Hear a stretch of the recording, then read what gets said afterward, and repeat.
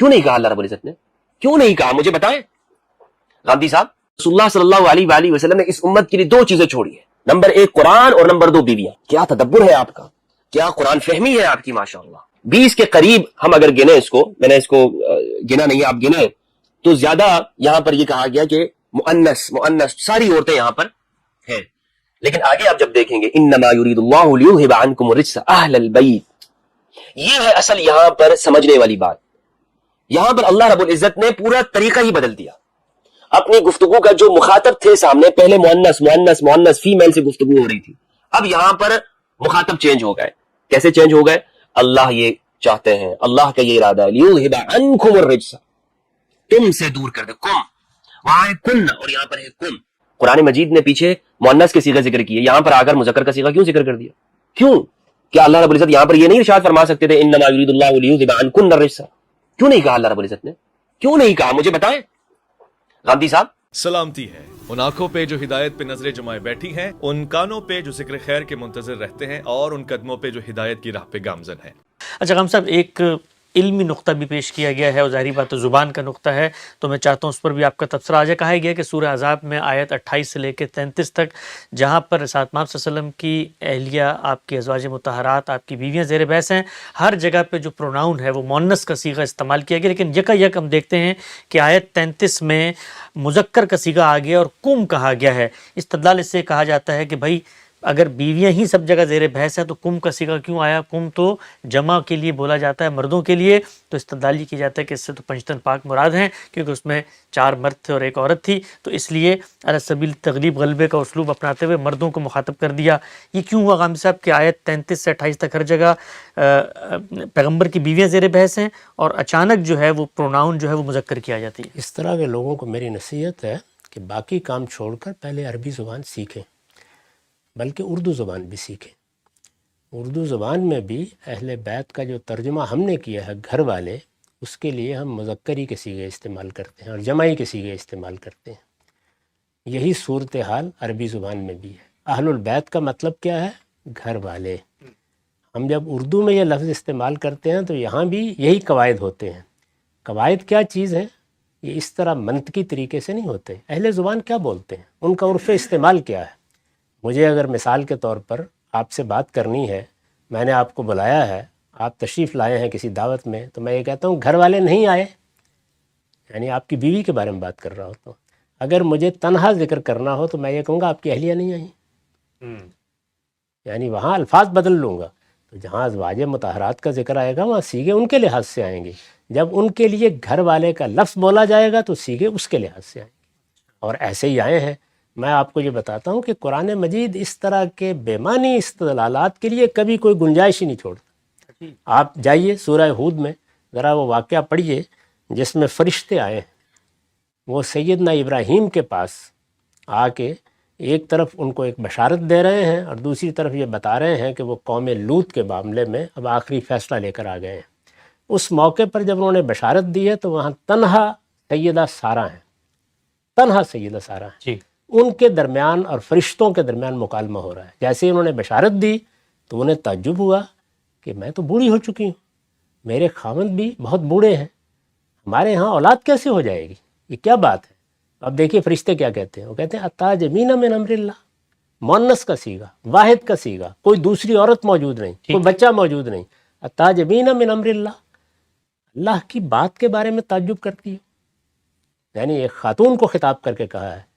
اس کے بعد آگے کیا ہے؟ رحمت اللہ وبرکاتہ علیکم اہل البیت، اے گھر والو تم پر اللہ کی رحمتیں اور برکتیں ہوں، انہ حمید مجید۔ اولاد بھی نہیں اور یہ دیکھیے نہ اولاد ہے نہ کوئی ہے، صیغہ بھی جمع کا ہے اور مذکر کا ہے۔ سبحان اللہ، جی بچہ عربی زبان کا اسلوب ہی یہی ہے، ایسے موقعوں پر جمع کے صیغے استعمال ہوتے ہیں، جیسے ہی اہل بیت کا لفظ آئے گا، اور مذکر کے صیغے استعمال ہوتے ہیں۔ یہ زبان ہے، نطق ہے، منطق نہیں ہے۔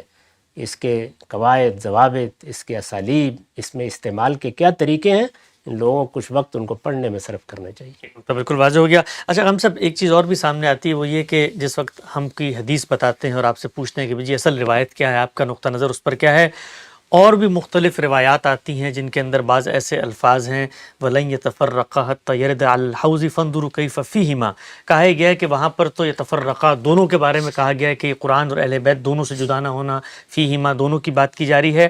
تو یہ بھی ذرا بیان کیجئے گا کہ احادیث کو سمجھنے کا جو طریقہ ہے، احادیث باب پر نظر ہوتی ہے، اصل روایت کو دیکھا جاتا ہے، بنیادی کتب میں کب سب سے پہلے بات کیسے آئی ہے، یہ سب چیزوں کو دیکھا جاتا ہے. اور سب سے بڑھ کے کہ قرآن کی روشنی میں روایت کو سمجھا جائے گا. اگر روایت میں جس طرح حدیث ثقلین میں نے آپ کے سامنے پڑھ کے سنائی، صحیح مسلم کی جو روایت آپ نے اصل کے طور پہ پیش کی ہے، اس میں الفاظ نہ بھی ہوتے اور ساتھ آپ صلی اللہ علیہ وسلم کی نسبت سے یہ آ جاتے کہ جی دو ذمہ داریاں چھوڑ رہا ہوں، دونوں سے دین اخذ کرنا ہے، تب بھی ہم اس کو قرآن کی روشنی میں دیکھتے چاہے جائے کہ کوئی ایک روایت ہمارے سامنے پیش کیجیے.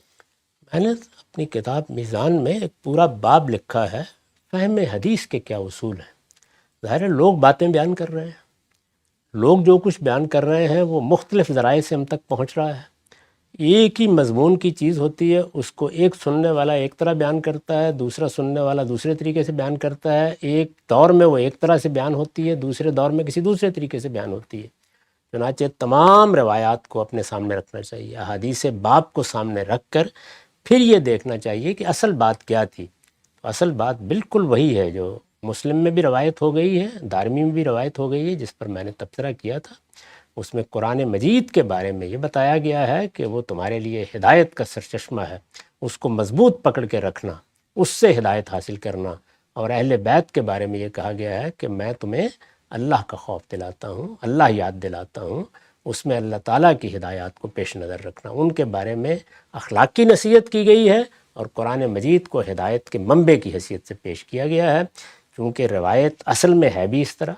یہ سب باقی اضافے جو ہیں آپ ان کو جب تلاش کریں گے تو معلوم ہو جائے گا کہ یہ کس طرح لوگوں نے بعد کے زمانوں میں کیے ہیں. اصل روایت بھی بالکل واضح ہو جائے گی اس کی تاریخ کو دیکھنے کے بعد، اور یہ بھی معلوم ہو جائے گا کہ جو کچھ بھی روایت ہوگی بہرحال قرآن مجید کے مدعا میں روایت کوئی تغیر، کوئی تبدیلی نہیں کر سکتی. قرآن مجید بالکل واضح ہے کہ اہل بیت ازواج مطہرات ہیں. اس کے علاوہ کسی اور کے بارے میں کوئی تصور بھی نہیں کیا جا سکتا. باقی تبسن میں نے عرض کر دیا تھا کہ میں بھی بعض اوقات یہ کہوں گا بیٹھ کر کہ یہ تو میرے بچے ہیں، یہ تو میرے گھر والے ہیں. میں اپنے نواسوں کے بارے میں کہہ سکتا ہوں، میں اپنے پوتوں کے بارے میں بھی کہہ سکتا ہوں، میں کسی غیر کے بارے میں کہہ سکتا ہوں. مجھے بڑی اچھی طرح یاد ہے کہ ہمارے ہاں ایک ملازم کافی 15-16 سال کام کرتا رہا، تو میں نے یہ کہا کہ بھئی یہ تو ہمارے اب گھر والا ہی ہے. تو یہ وہ استعمالات ہوتے ہیں، ان کو زبان کے استعمالات میں سمجھنا چاہیے. اس لحاظ سے رسول اللہ نے اگر کسی موقع پر یہ فرمایا کہ سلمان منا اہل بیت، کہ سلمان تو گویا ہمارے گھر والا ہی ہے، تو یہ اس محبت کے انداز میں کہا جاتا ہے.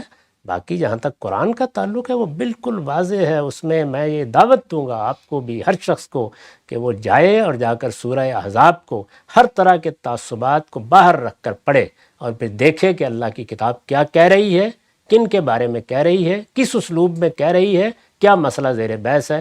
یہ سب کی سب روایتیں اس کے تابع ہوں گی تو قابل قبول ہیں، اور اگر اس سے ادنا انحراف کریں گی تو ان کو کسی بحیرہ عرب میں پھینک دینا چاہیے. نقطہ بالکل واضح ہو گیا. غامدی صاحب سورہ احزاب کی سورت نمبر 33 کی جو آیت نمبر 33 ہے، میں آپ سے مطالبہ کرنا چاہتا ہوں کوئی ایک روایت مجھے بتا دیں کہ جس میں ازواج یہ کہتی ہوں کہ یہ آیت ہمارے لیے اتری، جبکہ میں آپ کو ایسی روایت بتاتا ہوں کہ جس میں ازواج یہ کہتی ہے کہ یہ آیت کریمہ اہل البیت کے لیے نازل ہوئی ہے، پنجتن پاک کے لیے اتری ہے. آپ کی فہم معتبر ہے یا ازواج کی فہم معتبر؟ ازواج تو کہتے ہیں یہ ہمارے لیے نہیں ہے. اچھا، یہ جس وقت کہا جاتا ہے کہ جی آیت تطہیر سورہ احزاب میں جس پس منظر میں نازل ہوئی، الفاظ بتا رہے ہیں پکار کے کہ ازواج مطہرات زیر بحث ہیں، کہا جاتا ہے کہ آپ ہمیں کوئی روایت لا کے دکھائیں جس میں ازواج مطہرات کی کہہ رہی ہوں کہ آیت ہمارے بارے میں ہے، تب ہم آپ کی بات مان لیں گے. وہ تو حدیث قصہ، اگرچہ اس پر ہم بہت تفصیلی الگ ویڈیو میں گفتگو کر چکے ہیں، اس کو لوگ وہاں سن سکتے ہیں کہ ازواج مطہرات تو آیت تطہیر کو ان بچوں سے متعلق قرار دے رہی ہیں.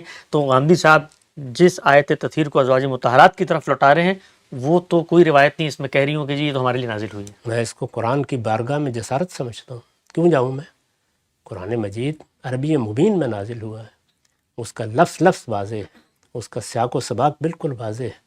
میں سورہ کو پڑھنے کے بعد کسی اور جانب نگاہ کیوں اٹھاؤں گا؟ وہ قبول کریں تو پھر ہم کہیں قرآن نے اس کا کوئی سوال ہی نہیں، اس کا کوئی تصور بھی نہیں کیا جا سکتا. کوئی بات آئے گی اس کو بھی قرآن کے الفاظ، قرآن کا سیاق، قرآن کا سباق قبول کرے گا، وہ قابل قبول ہوگی. کوئی چیز قرآن سے باہر سے آ کر قرآن پر اثر انداز نہیں ہو سکتی.